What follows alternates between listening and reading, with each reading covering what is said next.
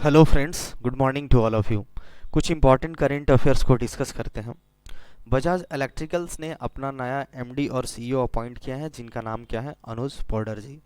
पहले ये executive director थे, इनको प्रमोट करके मैनेजिंग डायरेक्टर और chief executive officer that mean CEO इनको अपॉइंट किया गया है। अभी एग्जीक्यूटिव चेयरमैन कौन रहेंगे? शेखर बजाज जी इस कंपनी के एग्जीक्यूटिव चेयरमैन रहेंगे।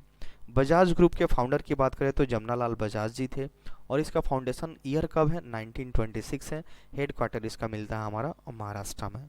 तो अनुज पोडर जी को बजाज इलेक्ट्रिकल्स ने अपना नया एमडी सीईओ अपॉइंट किया है। नेक्स्ट बात करें, जो हमारे मिनिस्टर ऑफ फिशरीज हैं, जो मत्स्य मंत्रालय हैं, उसके जो मंत्री हैं परसोत्तम रूपाला जी, उनके द्वारा एक ऐप को लॉन्च किया गया है जिसका नाम क्या है? एक्वा बाजार। तो एक मीटिंग हुआ था, 9th गवर्निंग बोर्डिंग मीटिंग हुआ था न्यू दिल्ली में।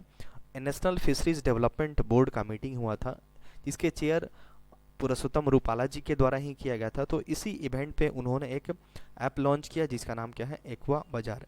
इस ऐप से हेल्प मिलेगा जो फिश फार्मर्स हैं और जो स्टेक होल्डर्स हैं उनको बहुत सारी चीज़ों में एक तरह से हेल्प मिलने जा रहा है। जैसे फिश सीड जो हो गया, कौन सा फिश का जो सीड है बेहतर है, उसको कौन सी फीड कराया जाए, मतलब क्या उसको खिलाया जाए, मेडिसिन कौन कौन प्रोवाइड कराया जाए फिश कल्चर से रिलेटेड। तो इसकी सारी जानकारी जो फिशरी से रिलेटेड है, इसी की सारी जानकारी इस ऐप पे मौजूद होगी।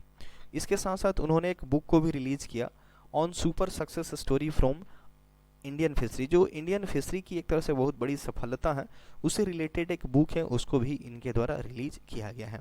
तो एक्वा बाजार ऐप है, परसोत्तम रूपाला जो हमारे मिनिस्ट्री ऑफ फिशरीज डिपार्टमेंट को संभालते हैं, उनके द्वारा एक्वा बाजार ऐप को लॉन्च किया गया है। नेक्स्ट बात करते हैं, एचडीएफसी बैंक ने एक अपना नया कैंपेन लॉन्च किया जिसका नाम क्या है? विजिलांटी। इसके जरिए क्या होगा, जो अवेयरनेस क्रिएट किया जाएगा सिर्फ बैंकिंग को लेकर के। आजकल के बहुत सारे फ्रॉड हो रहे हैं, जो बहुत सारे लोग कॉल से आपके ओटीपीज मांग लेते हैं या फिर एटीएम के पिन या बहुत सारी चीज़ें जो होती हैं, जो हमारी कॉन्फिडेंशियल मैटर होती है, कॉन्फिडेंशियल इन्फॉर्मेशन होती हैं, उसको शेयर ना करना, कैसे हम सेफ बैंकिंग कर सकते हैं, इससे रिलेटेड ये विजिल आंटी शुरू किया गया है कैंपेगन। और इस कैंपेगन का मुख्य चेहरा कौन होगी? अनुराधा मेनन। एक लोला कुटी करके कोई टेलीविज़न सीरीज चैनल है, मतलब एक तरह से प्रोग्राम चलता है, उसकी एक पॉपुलर कैरेक्टर है। तो इन्हीं के द्वारा, अनुराधा मेनन जी के द्वारा इसको पूरी तरह से हेड किया जाएगा विजिल आंटी कैंपेगन को। इसके पहले भी हम लोग बहुत पॉपुलर, इस एचडीएफसी का एक नया पॉपुलर मतलब कैंपेगन था, ये भी हम लोग पढ़ चुके थे, मुंह बंद रखो। ये बहुत पहले ही एक्चुअली ये रिलीज़ किया गया था एचडीएफसी के द्वारा। तो कुछ ऐसा ही इसी तर्ज पे ये भी था कि अपना जो कॉन्फिडेंशियल मैटर है, कॉन्फिडेंशियल जो इन्फॉर्मेशन है, उसको दूसरों के साथ शेयर नहीं करना है। इस कैंपेगन का मुख्य लक्ष्य यही था कि हम सेफ बैंकिंग को कैसे प्रमोट कर सकते हैं और फ्रॉड को कैसे कम किया जा सकता है। ये जो विजिल आंटी है, ये कैंपेगन आपको 4 से 6 हफ्ते तक का ये कैंपेगन चलाया जाएगा। एचडीएफसी बैंक के अभी सीईओ कौन है? शशिधर जगदीशन जी हैं। तो विजिल आंटी इंपॉर्टेंट होगा, और मुंह बंद रखो ये भी दोनों एचडीएफसी का ही है। नेक्स्ट बात करें तो हमारा जो इंडिया का पहला electric double decker bus, electric तो है ही और उसके बाद साथ साथ क्या है? डबल डेकर बस हाल ही में मुंबई में इसका अनावरण किया गया है। बात करें तो नितिन गडकरी जी के द्वारा इसको अनवेल किया गया है, और स्विच ईआईवी कंपनी के द्वारा इसको बनाया गया है, जो कि अशोक लेलैंड की एक तरह से व्हीकल आर्म कंपनी है। और ये बात करें तो इसकी जो बॉडी है पूरी तरह से एल्युमिनियम का बनाया गया है, जिसकी वजह से ये काफ़ी लाइट वेट रहेगा। डबल डेकर डेट मीन्स नीचे भी पैसेंजर यहाँ पे बैठ सकते हैं, ऊपर भी पैसेंजर बैठ सकते हैं, और इलेक्ट्रिक है, तो काफ़ी इंपॉर्टेंट नेम होगा। ये किस कंपनी के द्वारा बनाया गया? स्विच मोबिलिटी के द्वारा बनाया गया, जो कि अशोक लेलैंड का एक पार्ट है। बात करें तो हमारे जो प्राइम मिनिस्टर मोदी जी के द्वारा एक वर्चुअली एक तरह से एड्रेस किया गया, संबोधित किया गया, हर घर जल उत्सव एक प्रोग्राम है, उसी को गोवा में इन्होंने वर्चुअली एड्रेस किया है। तो और सबसे इम्पोर्टेंट बात, गोवा पहला स्टेट बन गया है, और दादर नगर हवेली और दमन दीव ये पहले यूनियन टेरिटरी बन गया हमारे देश में, जिन्होंने क्या किया? 100% हर घर जल सर्टिफिकेशन वाले ये राज्य बन गए हैं। हर घर जल सर्टिफिकेशन वाले राज्य की बात करें तो पहला राज्य गोवा है, और यूनियन टेरिटरी की बात करें तो दादर एंड नगर हवेली और दमन एंड दीव ये पहले यूनियन टेरिटरी अब बन गए हैं। तो जल जीवन मिशन के तहत इसमें यहाँ पे एक प्रोग्राम है, हर घर जल उत्सव, इसी को मोदी जी के द्वारा एक तरह से इसको एड्रेस किया गया है। हमारे जो अभी यूनियन मिनिस्टर जल शक्ति के कौन है, गजेंद्र सिंह शेखावत, और वहाँ पे जो गोवा के जो सीएम प्रमोद सावंत, ये भी इसमें अटेंड हुए थे। इसके साथ साथ इस इवेंट के तहत एक क्यूआर कोड पेमेंट सिस्टम को भी लॉन्च किया गया है फॉर वाटर बिल। जो भी वाटर बिल को पेमेंट करने के लिए एक क्यूआर कोड वहाँ पे लॉन्च किया गया इस इवेंट के दौरान। नेक्स्ट की बात करें तो इंडिया के आईटी सेक्रेटरी जिनका नाम क्या है, अलकेश कुमार शर्मा जी, इनको यूएन इंटरनेट पैनल का अपॉइंट कर दिया गया है। तो यूएन सेक्रेटरी जो है जनरल एंटोनियो गुटरीस, उनके द्वारा जो 10 एमिनेंट एक्सपर्ट की कमेटी है या फिर ग्रुप बोल सकते हैं इंटरनेट गवर्नेंस को लेकर के, तो उस ग्रुप में इनको शामिल किया गया। यहाँ पे 10 ग्रुप्स के नाम दे रखे हैं, तो काफ़ी इंपॉर्टेंट ये न्यूज होगा। नेम याद रखना है, अलकेश कुमार शर्मा जी को यूएन इंटरनेट पैनल के तौर पे अपॉइंट किया गया है। नेक्स्ट बात करें तो उड़े देश का आम नागरिक, इसको इस स्कीम को पूरा एक तरह से 5 साल इस स्कीम को पूरा हो गया।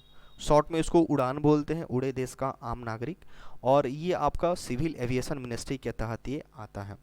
एम इसका क्या रखा गया था, जो भी एविएशन इंफ्रास्ट्रक्चर है उसको काफ़ी इन्हांस किया जाए, एयर कनेक्टिविटी को बढ़ाया जाए टीयर 2 और टीयर 3 सिटीज़ में। डैट मीन्स एक तरह से रीजनल कनेक्टिविटी भी हो सके।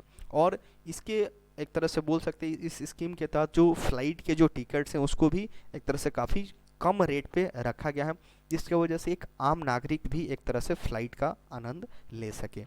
तो इसी ध्यान में रख के किया गया है। तो 2014 की बात करें तो 74 ऑपरेशनल एयरपोर्ट्स थे, लेकिन इस उड़ान स्कीम के लॉन्च होने के बाद अभी की बात करें तो ये इंक्रीज होकर के 141 हो गया है। बात करें तो इस स्कीम के तहत लगभग बताया जा रहा है कि 1 करोड़ से ज़्यादा पैसेंजर्स इससे बेनिफिटेड हुए हैं, अगर बात करें तो 4 अगस्त इस 2022 के डेटा के अकॉर्डिंग। तो ये इंपॉर्टेंट याद रखना है कि उड़े देश का आम नागरिक जो स्कीम है इसके 5 साल पूरे हो गए हैं। बात करें तो इंडिया और चाइना पार्टिसिपेट करने जा रहे हैं। वोस्टॉक 2022 एक रसिया में है, रसिया में हेल्ड होने जा रहा है। ये एक तरह से एक्सरसाइज है, तो इसमें पार्टिसिपेट होने जा रहा है। नेम इसका इंपॉर्टेंट होगा वोस्टॉक 2022। ये आपका अगस्त 30 से लेकर के सितंबर 5 तक ये एक्सरसाइज होने जा रहा है, ये रसिया में होने जा रहा है। इसके साथ साथ और भी कंट्री पार्टिसिपेट करेंगे इंडिया और चाइना के अलावा। बेलारूस हो गया, मंगोलिया हो गया और ताजिकिस्तान, ये तीनों उसमें शामिल होने जा रहे हैं। इसके पहले बात करें तो 2021 में इंडिया जैपत 2021 ड्रिल को भी अटेंड किया था, जो कि रसिया में हुआ था, जिसमें 17 कंट्री पार्टिसिपेट किए थे। इसमें साथ चाइना और पाकिस्तान भी इसमें शामिल हुए थे। नेक्स्ट बात करें तो कुछ शॉर्ट में न्यूज को कवर करते हैं। यहाँ पे मनीषा कल्याण ये पहली भारतीय बन गई है जो कि UEFA वोमेन्स चैंपियन लीग्स खेलने जा रही हैं। UEFA एक्चुअली इसका फुल फॉर्म होता है union of European football associations. Actually इसको दूसरे नाम से भी जाना जाता है, UEFA वोमेन्स यूरो के नाम से भी जाना जाता है, और ये प्रत्येक 4 साल में एक बार होता है। तो इसको इसमें जाने वाली ये पहली भारतीय महिला बन गई है। एक तरह से इनका नाम क्या है, मनीषा कल्याण। सेकेंड बात करें तो फ्लिपकार्ट ने एक पैक्ट को साइन किया है, किसके साथ मिलकर के, IIMR के साथ, जिससे FEO और सेल्फ हेल्प ग्रुप होते हैं उनको बढ़ावा मिल सके। IIMR क्या होता है, Indian institute of millet research, जिसको बोलते हैं मिलेट रिसर्च बोलते हैं। एक्चुअली ये एग्रीकल्चर रिसर्च इंस्टीट्यूट है जो कि हमारा ICAR के अंडर में आता है, Indian council of agriculture research के अंडर में ये आता है। तो इसी के साथ फ्लिपकार्ट ने टाई अप किया हुआ है ताकि जो सेल्फ हेल्प ग्रुप है और FPO इसको काफ़ी ज़्यादा प्रमोट किया जा सके। थर्ड हमारा इंपॉर्टेंट न्यूज है लार्सन एंड टॉर्बो, जिसको L&T कंपनी के नाम से बहुत फेमस है। इन्होंने अपना एक नया ग्रीन हाइड्रोजन प्लांट को कमीशंस किया, शुरुआत करी हुई है, हजीरा जो कि गुजरात में है। नेक्स्ट की बात करें तो स्कॉटलैंड जो म्यूजियम है उसने एक डील साइन की है कि वो इंडिया को 7 एंशिएंट आर्टिफैक्ट्स वो लौटा देगा।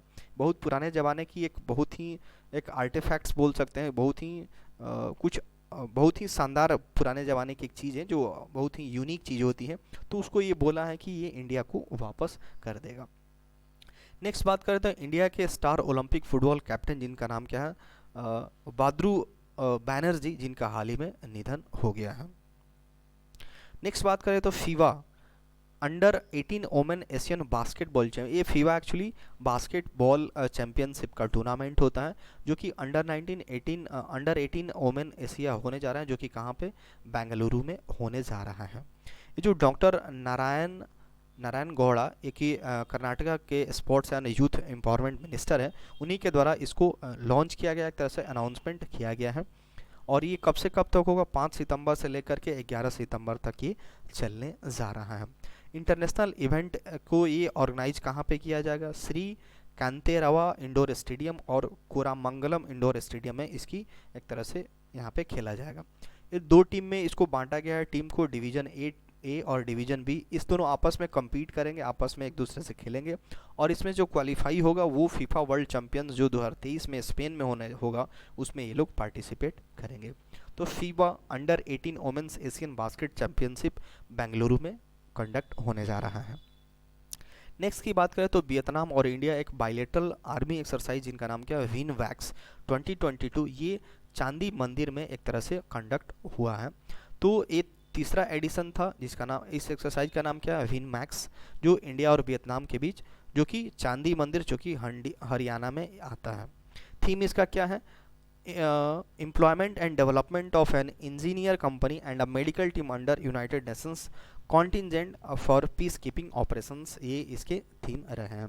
फोकस क्या है, इस दोनों कंट्री के बीच, इस दोनों आर्मी के बीच में एक म्यूचुअल कॉन्फिडेंस और इंटर ऑपरेबिलिटी को स्ट्रेंथन किया जा सके।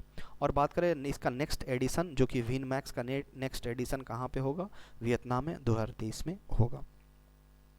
नेक्स्ट बात करें वर्ल्ड फोटोग्राफी डे हम कब मनाते हैं, 19 अगस्त, 19 अगस्त को हर साल मनाया जाता है। इसका थीम क्या है इस बार का, pandemic lockdown through the lens, बड़ा अच्छा थीम इसका रखा गया है, pandemic lockdown through the lens. ये आपका ये जो डे कब से ओरिजिनेट हुआ था, जब से डेक्यूरोटाइप एक तरह से फोटो लेने का एक प्रोसेस है, बहुत पुराने ज़माने में लगभग 1837 में एक प्रोसेस हुआ करता था फ़ोटो खिंचाने का। तो एक साइंटिस्ट थे या फिर जो भी बोल सकते हैं, इन्हीं के द्वारा डिस्कवर किया गया था, तो इसी के नाम पे इनको दे दिया गया था डेक्यूरोटाइप। तो जब से इसका इन्वेंशन हुआ था और उसी दिन से 19 अगस्त के दिन जो फ्रेंच सरकार थी इसको पूरी तरह से अनाउंस कर दिया था, तो इसलिए हम लोग 19 अगस्त को वर्ल्ड फोटोग्राफी डे मनाते हैं। ये थीम बड़ा इंपॉर्टेंट होगा, pandemic lockdown through the lens. Next बात करें तो एक ऑथर हैं जिनका नाम क्या है, नारायण, केरला से बिलोंग करते हैं।